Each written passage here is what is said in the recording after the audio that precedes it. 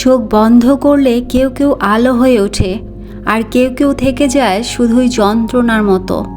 পদজা সেই মেয়েটার নাম যার জীবন মানে শুধু অপেক্ষা নয়, তা এক গভীর নদী, যেখানে ভালোবাসা আর বেদনার ঢেউ পাশাপাশি বয়ে চলে। আমি রোকসানা, আজ তোমাদের শোনাতে চলেছি ইলমা বেহরৌজের লেখা পদজা উপন্যাসের 25তম পর্ব, শুধুমাত্র রোকসানাস লাইভ ক্যানভাস থেকে। এই উপন্যাসটার এক একটা শব্দ যেন বুকে কাঁপুনি তোলে, যেখানে কিছু না বলেও অনেক কিছু বলা হয়ে যায়। চলো আজ পদজার এই নীরব অধ্যায়ের দিকে একবার তাকিয়ে দেখে আসি। পর্ব নাম্বার 25। হাওরে বিশাল জলরাশি, কখনো ঢেউয়ে উথাল পাথাল, আবার কখনো মৃদু বাতাসে জলের ওপর চাঁদের প্রতিচ্ছবির খেলা। নৌকা বাজারের দিকে যাওয়ার পথ ধরেছে, তাই মোর্শেদ নিস্তব্ধ বৈঠক ভেঙে বৈঠা নিয়ে বসেন। নৌকা নিয়ন্ত্রণে এনে রাধাপুর হাওরের দিকে যেতে থাকেন। ওনার ঘোমটার আড়ালে কখন খোপা খুলে গেছে পদজা খেয়াল করেনি। হেমলতা খেয়াল করেন পদজার চুল হাওরের জলে ডুবে আছে। তিনি মৃদু স্বরে পদজাকে বললেন, চুল ভিজে যাচ্ছে পদ্ম।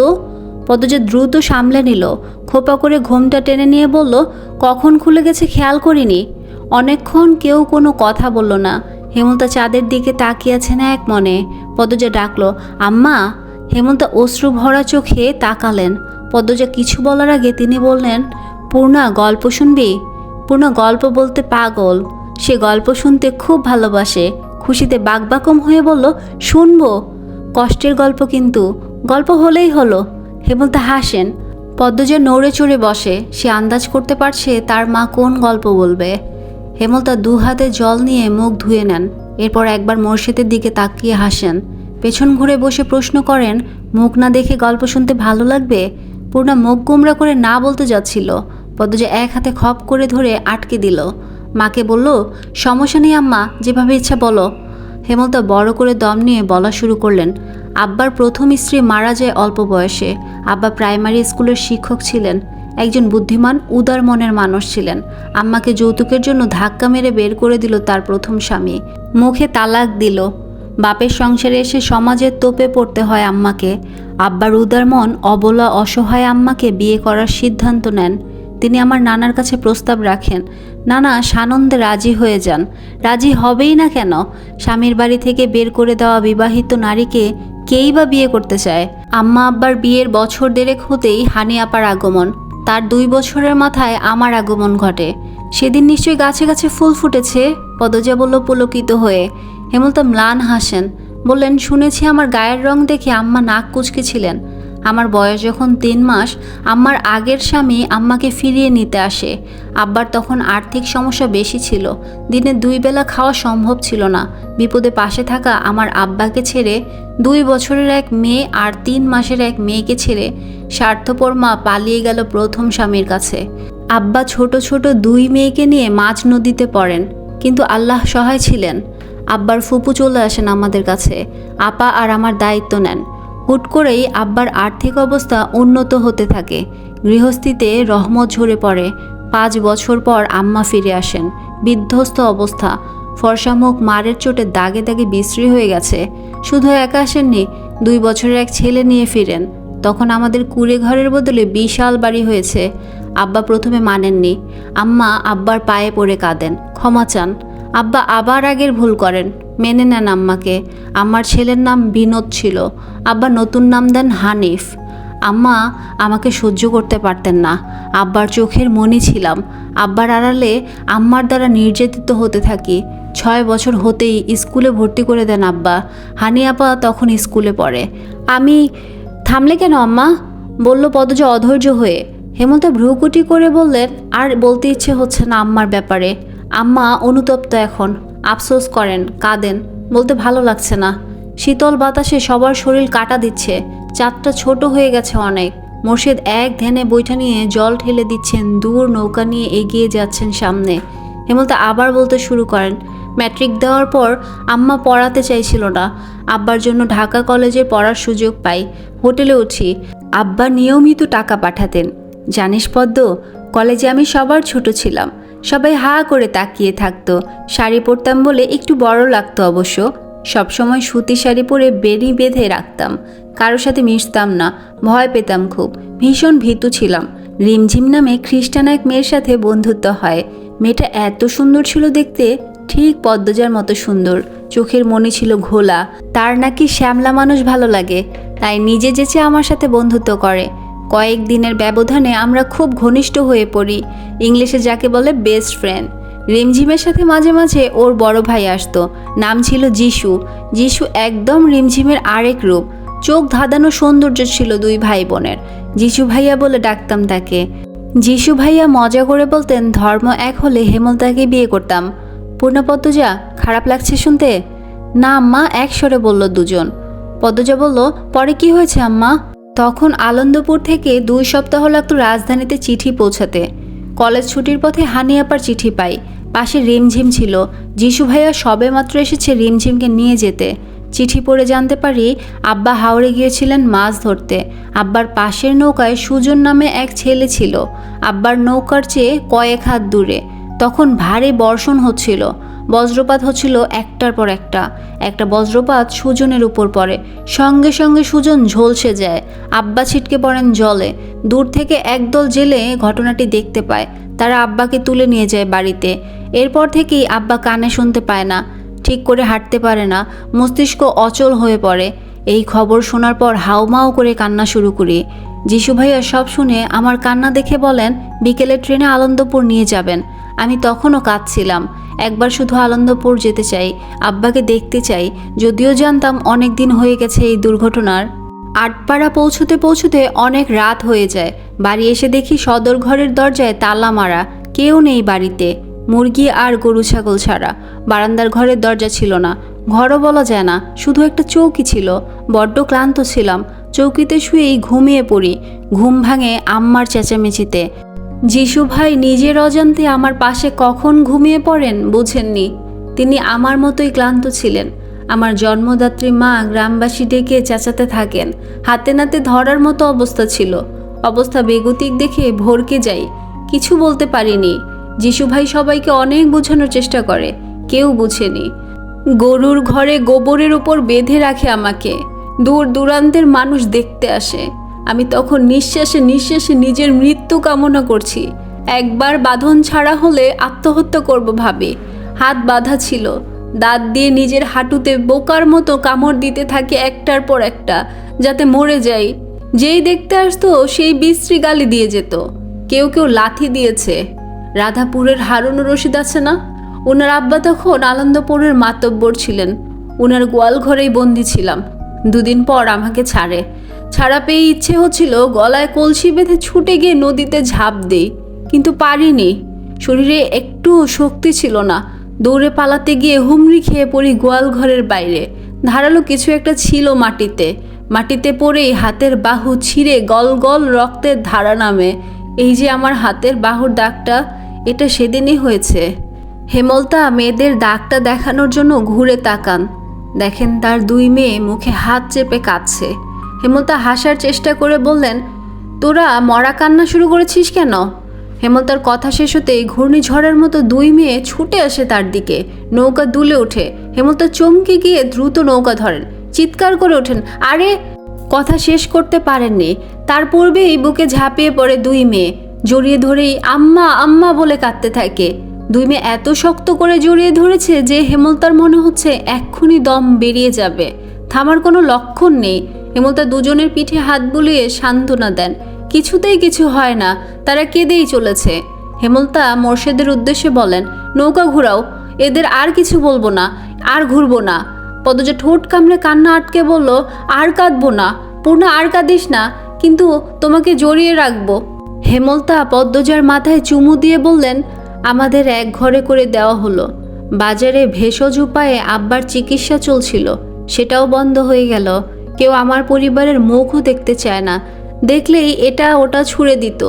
বলা হয়নি সেদিন রাতে আব্বা আম্মা হানিফ মামার বাড়ি ছিল।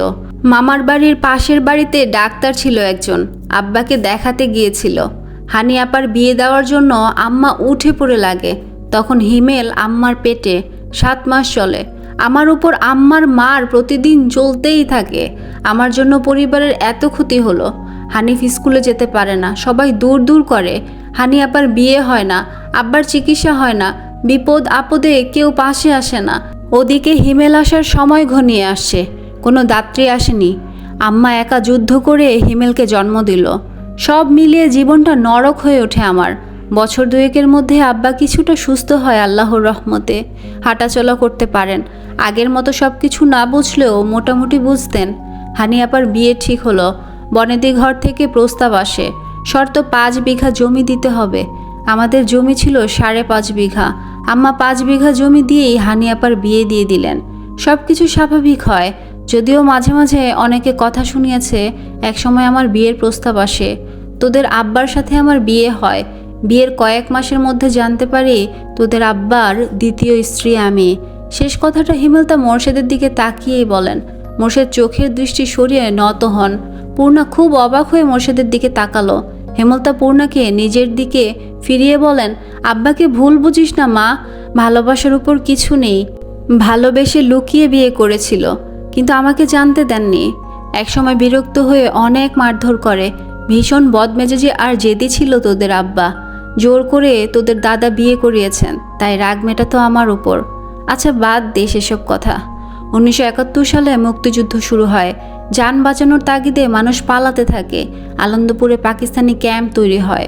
শহর থেকে একটা দল আসে যারা যুদ্ধ করতে চায়, তাদের যুদ্ধের জন্য প্রস্তুত করতে। তোদের আব্বা তার প্রথম স্ত্রীর কাছে বেশি থাকতো, আর তোর 2 চাচা যুদ্ধে চলে যায়। আমি একা ছিলাম খালি বাড়িতে। চারিদিকে অত্যাচার, জুলুম। ইচ্ছে করে দেশের জন্য কিছু করতে। মনে সাহস নিয়ে স্কুলের প্রধান শিক্ষকের সাথে যোগাযোগ করি। তিনি কমান্ডার আবুল কালামের সাথে যোগাযোগ করিয়ে দেন। প্রধান শিক্ষক গোপনে গ্রামের যুবক যুবতীদের অনুপ্রেরণা দিতেন যুদ্ধের জন্য। এ খবর একসময় পাকিস্তানিরা পেয়ে গেল। তিনি শহীদ হলেন। ট্রেনিংয়ে জয়েন করি, হয়ে উঠি একজন মুক্তিযোদ্ধা। প্রথম অপারেশনে আমরা সফল হই। আনন্দপুরের ক্যাম্প উড়িয়ে দিই। এরপর চলে যাই আর এক এলাকায়। হাতে রাইফেল নিয়ে পরবর্তী অপারেশনে নামি। তখন ধরা পড়ে যাই পাকিস্তানিদের হাতে।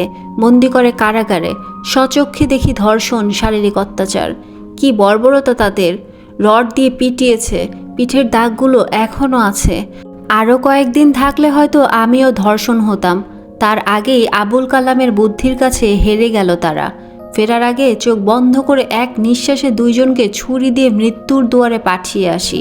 দেশ স্বাধীন হয়। চারিদিকে স্বাধীনতার উল্লাস। হাসপাতালে তখন ভর্তি আমি, আরও অনেকে ছিল। সেই হাসপাতালেই ভর্তি ছিল যিশু। সেও একজন মুক্তিযোদ্ধা। রিমঝিমের সাথে ফের দেখা হলো। 1 মাস লাগলো সুস্থ হতে।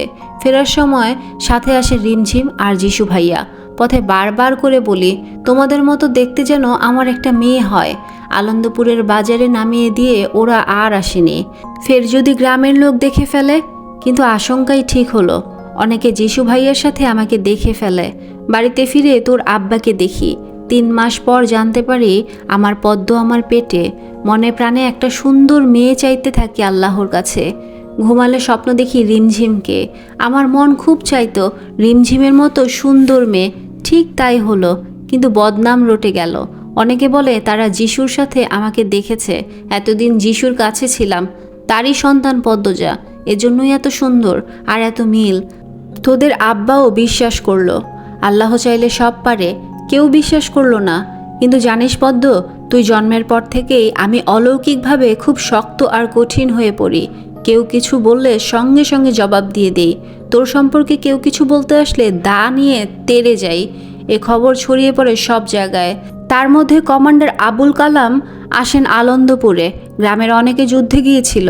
আমি ছাড়া আর একজন ফিরেছিল, বদরুদ্দিন নাম। বদরুদ্দিন এবং আবুল কালামের কাছ থেকে গ্রামবাসী জানতে পারে আমিও যুদ্ধ করেছি। হেমলতা একজন মুক্তিযোদ্ধা। এই খবর শোনার পর থেকেই সবাই মোটামুটি সমীহ করে চলতে থাকে। একটা শক্ত জায়গা দখল করে বাঁচতে থাকি। প্রতিটি ঘটনা আমাকে ভেতরে ভেতরে শক্ত করেছে। তুই জন্মের পর বুঝেছি আমি অনেক কিছু পারি, একা চলতে পারি। কথা শেষ করে হেমলতা হাফ ছাড়েন।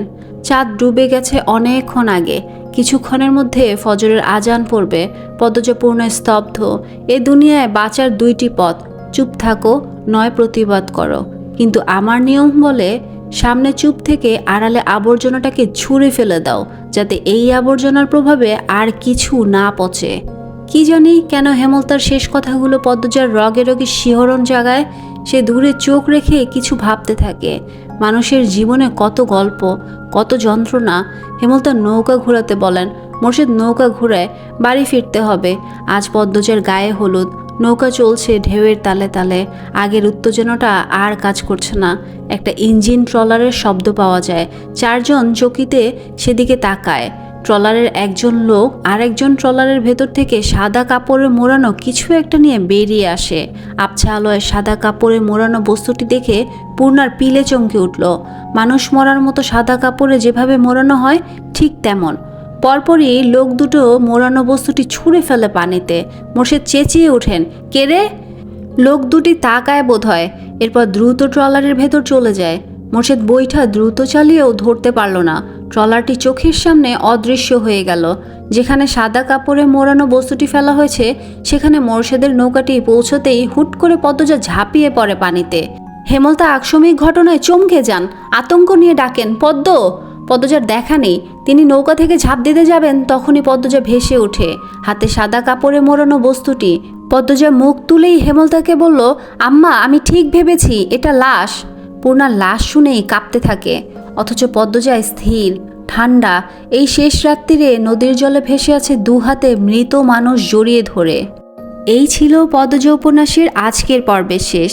যারা সব সময় পাশে ছিলে, আছো এবং থাকবে, তোমাদের জন্য রোকসানাস লাইফ ক্যানভাস এগিয়ে যাচ্ছে এবং আরও এগিয়ে যাবে। তোমাদের ভালোবাসা, মন্তব্য আর অনুপ্রেরণাই আমার সবচেয়ে বড় প্রাপ্তি। যারা যারা এখনও সাবস্ক্রাইব করনি চ্যানেলটি, তারা এখনই করে ফেলো। পাশে থাকো আর কমেন্টে জানাতে থাকো তোমাদের অনুভূতি। নতুন একটি গল্প, অনুভূতি কিংবা জীবনের ছোট্ট কোনো রং নিয়ে আবার আসবো ইনশাআল্লাহ। ততক্ষণ পর্যন্ত ভালো থেকো, সুস্থ থেকো, এটাই চাওয়া। আল্লাহ হাফিজ।